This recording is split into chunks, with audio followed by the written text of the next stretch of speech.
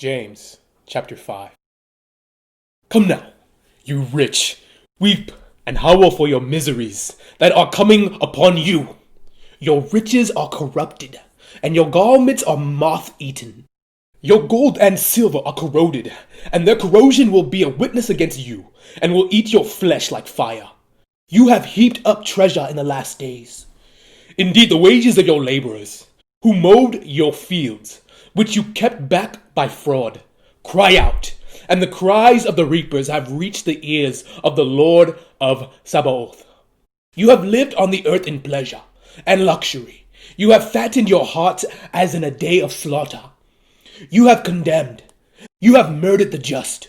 He does not resist you. Therefore, be patient, brethren, until the coming of the Lord. See how the farmer waits for the precious fruits of the earth, waiting patiently for it until it receives the early and latter rain. You also be patient. Establish your hearts, for the coming of the Lord is at hand. Do not grumble against one another, brethren, lest you be condemned. Behold, the judge is standing at the door.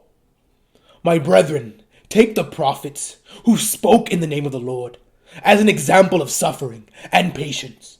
Indeed, we count them blessed who endure.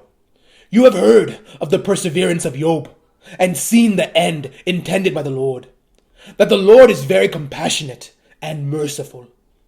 But above all, my brethren, do not swear, either by heaven or by earth or with any other oath, but let your yes be yes, and your no, no, lest you fall into judgment.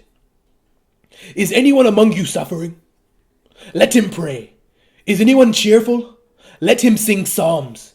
Is anyone among you sick? Let him call for the elders of the church, and let them pray over you, anointing him with oil in the name of the Lord. And the prayer of faith will save the sick, and the Lord will raise him up. And if he has committed sins, he will be forgiven. Confess your trespasses to one another, and pray for one another, that you may be healed. The effective, fervent prayer of a righteous man avails much. Elijah was a man with a nature like ours, and he prayed earnestly that it would not rain, and it did not rain on the land for 3 years and 6 months. And he prayed again, and the heaven gave rain, and the earth produced its fruit. Brethren, if anyone among you wanders from the truth, and someone turns him back, let him know that he who turns a sinner from the error of his way will save a soul from death and cover a multitude of sins.